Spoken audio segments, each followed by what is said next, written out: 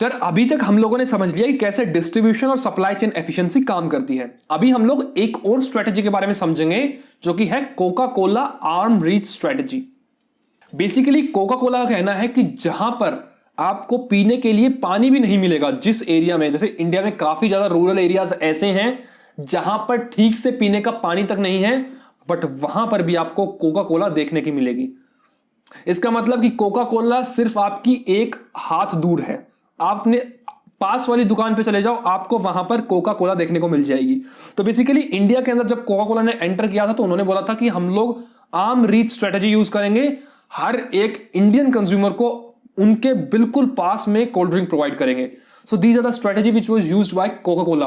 Although आजकल Pepsi ने भी काफी ज्यादा मार्केट के अंदर पेनिट्रेट कर लिया है, लगभग हर रूरल एरियाज के अंदर ये दोनों ब्रांड्स अवेलेबल हैं। And basically this is a kind of a duopoly in the Indian market. तो बेसिकली बेवरेज के अंदर इंडिया के अंदर अभी काइंड ऑफ अ डियोपली है, बट सीसीआई को, कॉम्पिटिशन कमीशन ऑफ इंडिया को ऐसी प्रॉब्लम नहीं है बेवरेज में डियोपली से, because this is something which they don't care about, because consumer का फायदा हो रहा है। अभी आप लोग पूछो कि ये आर्म रीच स्ट्रेटेजी पॉसिबल हो कैसे पाई। तो बेसिकली आपको पहली फोटो में एक ट्रेडिशनल दुकान दिख रही होगी जहां पर सामने की तरफ दाल चावल चीनी ये सब रखे हुए हैं, एग्स रखे हुए हैं और पीछे की तरफ उनके नॉर्मल प्रोडक्ट रखे हुए हैं एफएमसीजी ब्रांड के। अभी एक सेल्स गाय आएगा उस दुकान पे, उसको बोलेगा दुकान वाले को कि हम आपकी दुकान पे एक फ्रिज रखवा देंगे 6 महीने के बाद अगर आपने इतनी क्वांटिटी कोल्ड ड्रिंक की बेच दी तो बेसिकली वो दुकान वाले को बोलेगा कि आपको इतने 1000 पीस हमारी कोल्ड ड्रिंक के बेचने हैं तो हम आपकी दुकान पे एक स्पेशल फ्रीज रखवा देंगे, और उसका फायदा ये होगा कि उस फ्रीजर से आप अपने और जो प्रोडक्ट हैं उनको भी बचा सकते हो।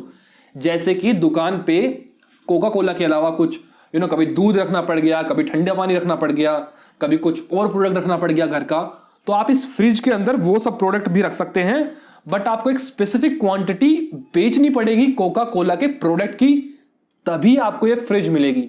तो बेसिकली उन्होंने कोका कोला की फ्रिज रखवा दी, इसके ऊपर ब्रांडिंग भी कर दी। अभी इसके अलावा दुकान पे जब भी कोई लोग आएगा वो उस फ्रिज को देखेगा कि यार कोका कोला की फ्रिज रखी हुई है, चलो इसमें कोका कोला उठाते हैं, या फिर कोका कोला की कोई और ब्रांड उठाते हैं।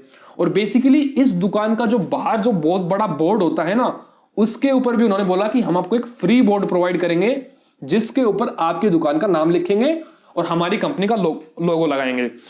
तो बेसिकली बाहर से जो भी कस्टमर आ रहा है इस दुकान के अंदर, they will see the logo of Coca Cola और बोलेंगे अरे वाह कोका कोला की दुकान है, चलो इसमें जाके एक कोका कोला लेते हैं।